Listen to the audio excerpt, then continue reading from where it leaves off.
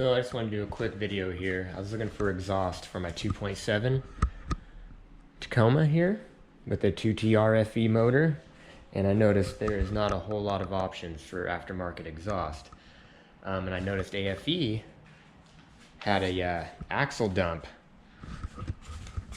exhaust, but they have it marked on the website that it's 16 to 23, so the third gen. So I gave it a chance, bought it on sale. I think it was like $328 or something like that.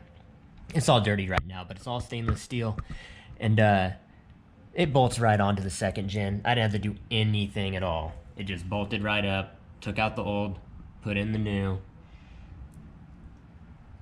Axle dump. And yeah, it just bolts right up.